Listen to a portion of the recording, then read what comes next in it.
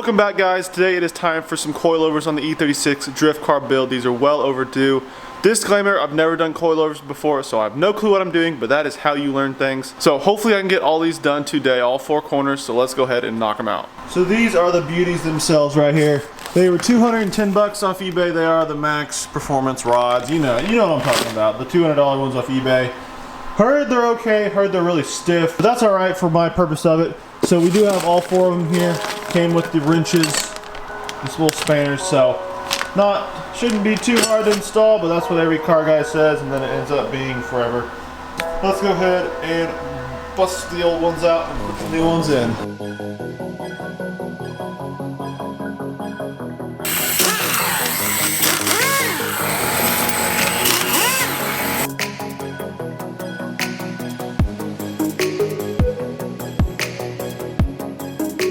Alright, so I got them all unpackaged. They were packaged very well. They look nice, but you know, it's how they perform is what really matters and how well they hold up. But I think it'll work for my application here. So I went ahead, got the car up in the air, took the tire off. I'm gonna go ahead and start off by taking off these three bolts. Granted, I've never done this before, so please take everything I say with a grain of salt. And this is a learning experience for me as well. So these are the fronts here. They're held on. I'm gonna go ahead and show you on this. I think there's 3 or 4 bolts. You can see there are 2 bolts here and a bolt here. And I believe that's it, and there are just some brake lines here and the 3 on the top, and I believe that's all that you need to take the stock one out. So I'm gonna go ahead and do that, starting from the top, and hopefully that lets it droop.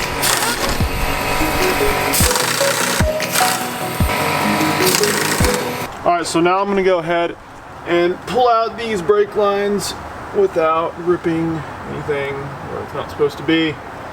So I think it just takes a little bit of persuasion.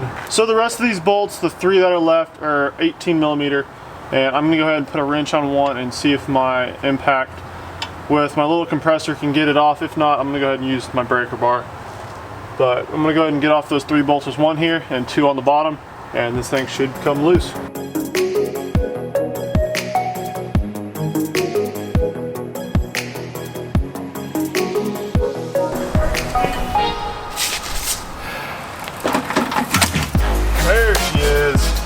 So I got those bolts out, and you gotta kind of pry it back because there's a little stud looking thing that sticks in here, so you kind of gotta pry it back. Forgot the main bolt, the little cap was on it, so I'm gonna go ahead and take that off and it should just drop right out.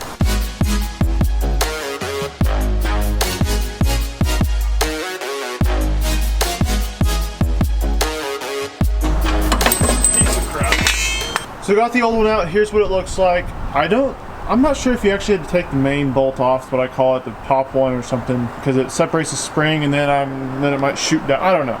Let me know down in the comments if you know exactly how to do this. I haven't watched tutorials on this because I kind of want to learn as I go on how to do it all. But the reassembly doesn't seem too difficult. I'm not sure if I should set any probably just gonna install it like this and adjust it when I need to. I'm gonna go and throw the new one back in just the way I pulled out the old one and see what it comes out to look like.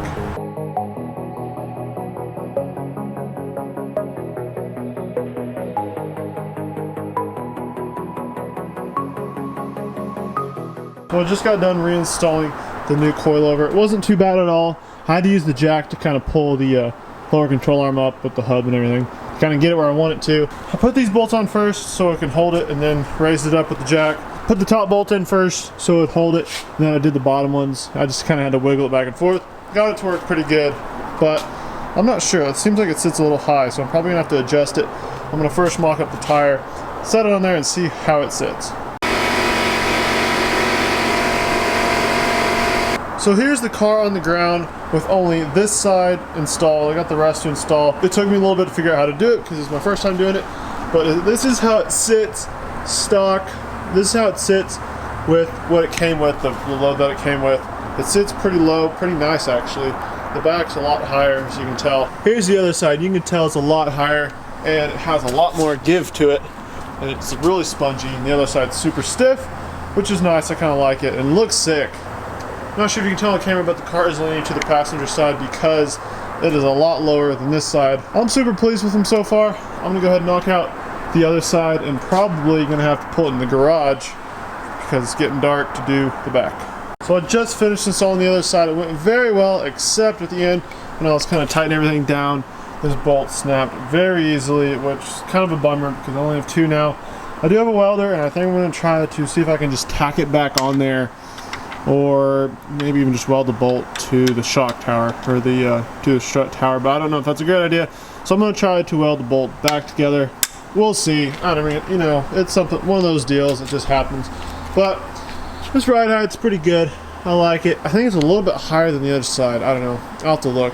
But I think I'm going to go ahead and take a little break. Then we're going to go pull it in the garage and go ahead and do the rear. So far, very pleased with it. Excited to see what this thing drives like after we do all 4. So we just finished the other side. We didn't film every single little bit and piece because we didn't know what we were doing. Try 17, 18. What you mean? What you mean?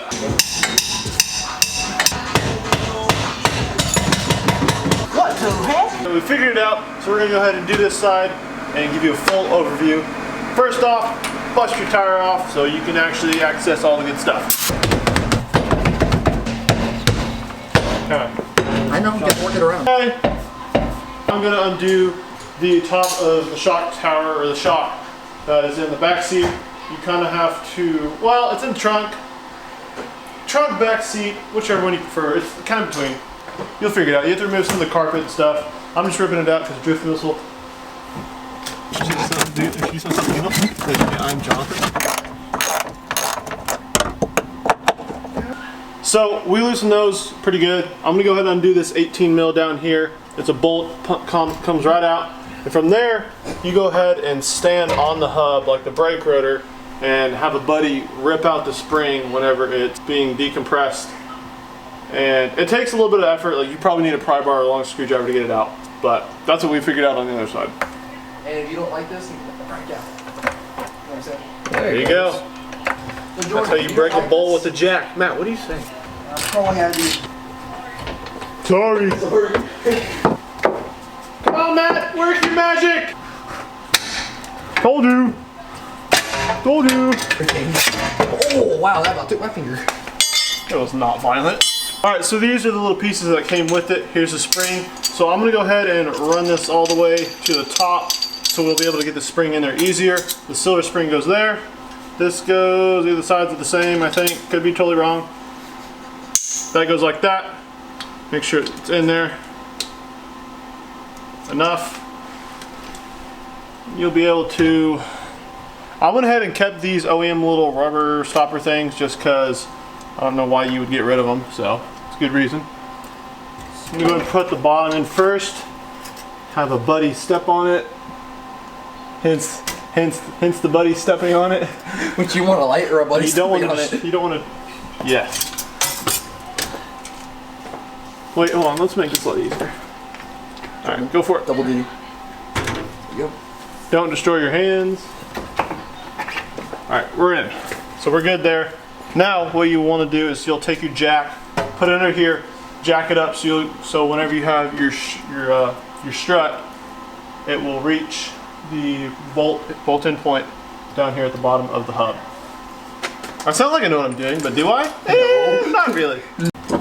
Give her a crank. Stop moving it. You're good. They're started. It's not gonna slip, is it?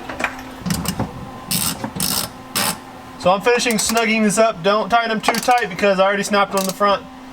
Just get them where they stop and that should be good because don't break one.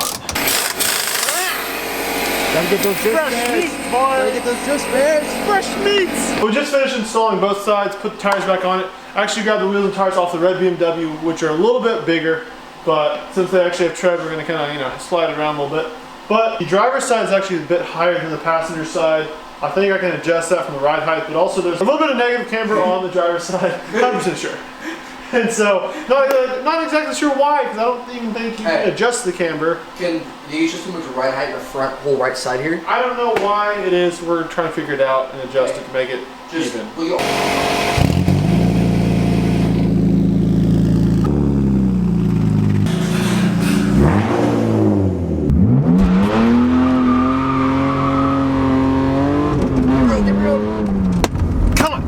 Come on. Heater's intermittent.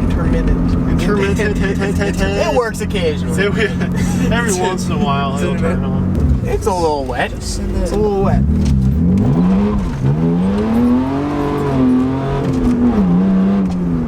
Not a crazy amount of angle, but yeah, we gotta test the suspension. It's not bad. It's not great. It's really stiff. I mean, it's, like here's some pretty gnarly bumps. It's really stiff. Yeah. But other than that, for $210, it's a deal. No, I wouldn't slide this. I would not slide this. Slide this. What are you It is wet as crap.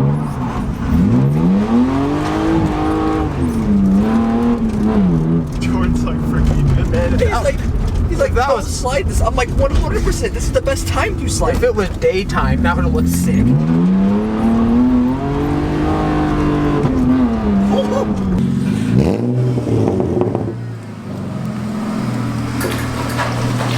Yeah.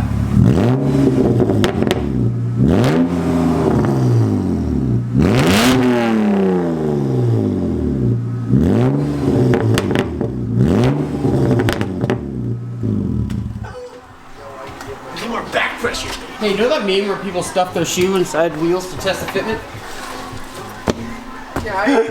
it's close. Hey, we're good. Yeah, you're good. All right, so let me show you what I did for the one that broke off. I ended up just hammering out the rest of the broken stud and used one from the stock shock strut that came in it.